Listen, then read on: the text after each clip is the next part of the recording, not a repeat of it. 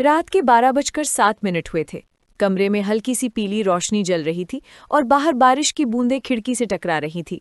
शहनाज अपने बिस्तर पर लेटी फोन कॉल कर रही थी कि अचानक फोन बज उठा। स्क्रीन पर एक अजीब सा नंबर दिख रहा था, ना कोई नाम, ना सेव्ड कॉन्टैक्ट। शहनाज ने थोड़ी झिझक के साथ कॉल उठा ली। हेलो, कौन? कुछ सेकंड तक सिर्फ हल्की सी सांसों की आवाज सुनाई दी, फिर एक धीमी कांपती हुई आवाज आई। शहनाज, ध्यान से सुनो। कल कॉलेज जाते वक्त सड़क पार करते समय मत भागना, एक तेज ट्रक आएगा। शहनाज एकदम चौंक गई। क्या? कौन बोल रहा है? लेकिन उससे पहले कि वो कुछ और पूछ पाती, कॉल कट चुकी थी। अगले दिन सुबह शहनाज कॉलेज के लिए निकली। सड़क पार करने लगी तो अचानक उसे पिछली रात की कॉल याद आ गई। उसका कदम वहीं रुक गया। उसी पल एक तेज ट्रक उसी जगह से गुजर गया जहां वो अभी कदम रखने वाली थी। शहनाज का दिल जोर से धड़कने लगा। ये कैसे हो सकता है? वो पूरे रास्ते इसी बारे में सोचती रही। उस रात ठीक 12:07 पर फोन फिर बजा, वही अनजान नंबर। इस बार शहनाज ने डरते डरते कॉल उठाई। तुम कौन हो? उधर से वही आवाज आई। तुम ही हो शहनाज, तुम्हारा भविष्य वाला रूप। शहनाज कुछ सेकंड तक कुछ बोल ही नहीं पाई। ये मजाक है क्या? आवाज धीरे से बोली। नहीं, मैं सच कह रही हूँ। मैं तुम्हें आने वाली घटनाओं से बचाने के लिए कॉल कर रही हूँ। उस दिन के बाद हर रात वही कॉल आने लगी। हर बार वो आवाज़ उसे अगले दिन होने वाली किसी छोटी या बड़ी दुर्घटना से पहले चेतावनी देती, और हर बार वही बात सच निकलती। धीरे धीरे शहनाज को यकीन होने लगा कि कॉल सच में उसके फ्यूचर सेल्फ की है। एक दिन शहनाज अपने दोस्त सिद्धार्थ के साथ कैफे में बैठी थी। सिद्धार्थ मजाक करते हुए बोला, यार शहनाज, तू आजकल बहुत अजीब हो गई है। हर चीज़ पहले से कैसे पता होती है? शहनाज हल्का सा मुस्कुरा दी। बस थोड़ा सा इंट्यूशन है। लेकिन अंदर ही अंदर उसका डर बढ़ता जा रहा था। उस रात फिर 12:07 पर फोन बजा। इस बार आवाज पहले से ज्यादा घबराई हुई थी। शहनाज, ध्यान से सुनो, कल कुछ बहुत बुरा होने वाला है। शहनाज का दिल तेजी से धड़कने लगा। क्या? कुछ सेकंड तक खामोशी रही, फिर आवाज फुसफुसाई। कल तुम किसी की हत्या करोगी। शहनाज के हाथ से फोन लगभग गिर गया। क्या?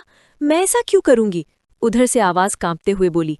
मैं सब नहीं बता सकती, लेकिन कोशिश करना, खुद को रोकना। और कॉल कट गई। अगले दिन शहनाज पूरे दिन डर में रही। शाम को वो सिद्धार्थ से मिलने पार्क गई। सिद्धार्थ ने उसे देखा तो बोला, क्या हुआ? तू इतनी घबराई हुई क्यों है? शहनाज धीरे से बोली, अगर मैं तुम्हें नुकसान पहुंचा दूं तो? सिद्धार्थ हंस पड़ा। पागल है क्या? तभी अचानक झाड़ियों के पीछे से एक आदमी चाकू लेकर बाहर आया और सीधे सिद्धार्थ की तरफ दौड़ा। सब कुछ ही सेकंड में हुआ। शहनाज के दिमाग में सिर्फ एक ही चीज गूंज रही थी, कल तुम किसी की हत्या करोगी। उसने घबराकर पास पड़ा लोहे का रॉड उठाया और पूरी ताकत से उस आदमी के सिर पर मार दिया। आदमी वहीं गिर पड़ा और कुछ ही पलों में उसकी सांसें बंद हो गईं। कुछ देर बाद पुलिस आई। जांच में पता चला कि वो आदमी एक सीरियल अटैकर था और सिद्धार्थ को मारने आया था। अगर शहनाज उसे नहीं रोकती तो शायद सिद्धार्थ की जान चली जाती। उस रात फिर 12:07 पर फोन बजा। शहनाज ने कांपते हाथों से कॉल उठाई। तो यही था ना? उधर से वही आवाज आई, लेकिन इस बार उसमें हल्की सी शांति थी। हाँ, अगर मैं तुम्हें पहले बता देती कि वो आदमी सिद्धार्थ को मारने वाला है तो तुम डर जाती और शायद कुछ नहीं करती। शहनाज कुछ देर चुप रही, फिर धीरे से बोली, एक बात बताओ, भविष्य में सिद्धार्थ मेरे साथ है ना? फोन के उस पार कुछ सेकंड तक खामोशी रही, फिर आवाज आई, हाँ, और इसलिए मुझे ये सब करना पड़ा। कॉल कट गई, लेकिन इस बार शहनाज के फोन स्क्रीन पर नंबर साफ दिख रहा था। वो नंबर उसका अपना था और नीचे लिखा था, call scheduled tomorrow 11:07 AM। Shahnaz की आंखें फैल गईं। इसका मतलब ये कॉल्स अभी खत्म नहीं हुई थीं। उस रात के बाद भी शहनाज के मन में अजीब सा डर बना रहा। उसे समझ नहीं आ रहा था कि भविष्य वाली उसकी आवाज़ आखिर किस बात के लिए उसे तैयार कर रही है। अगले दिन सब कुछ सामान्य लग रहा था, लेकिन उसके दिमाग में बार बार वही शब्द गूंज रहे थे। उसी रात 12:07 पर फिर फोन बजा। इस बार आवाज़ बेहद गंभीर थी।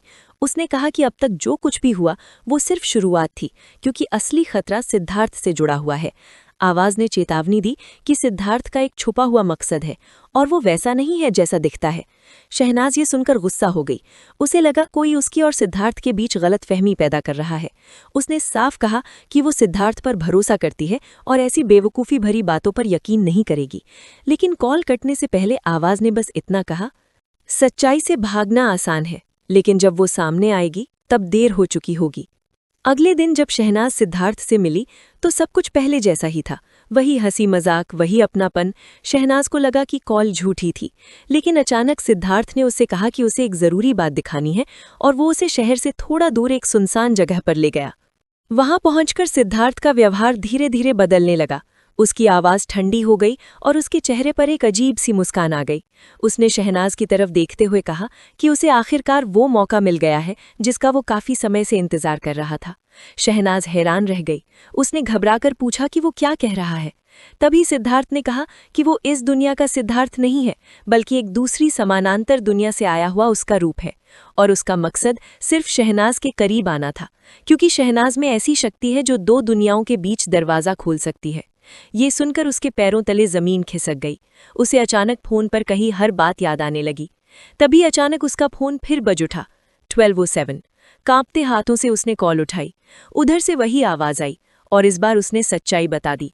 उसने कहा कि वो सच में भविष्य वाली शहनाज है और उसने कई बार कोशिश करके समय में ये कॉल भेजी है ताकि सही समय पर शहनाज सच्चाई पहचान सके। वो ये भी बताने वाली थी कि असली सिद्धार्थ अभी भी इस दुनिया में है और उसे ढूंढ रहा है। जैसे ही कॉल खत्म हुई, पीछे से किसी ने शहनाज का नाम पुकारा। वो मुड़ी और उसके सामने एक और सिद्धार्थ खड़ा था। वही चेहरा, लेकिन उसकी आंखों में वही सच्चाई और घबराहट थी जिसे शहनाज हमेशा पहचानती थी। तब उसे समझ आया कि उसके सामने खड़ा पहला सिद्धार्थ सच में एक पैरेलल वर्ल्ड का खतरनाक रूप था और असली सिद्धार्थ अब उसे बचाने के लिए आ चुका था। उस पल शहनाज को एहसास हुआ कि उन रहस्यमयी कॉल्स का मकसद सिर्फ उसे भविष्य से चेतावनी देना नहीं था, बल्कि उसे उस सच्चाई तक पहुंचाना था जहां उसे सही और गलत के बीच फैसला लेना था।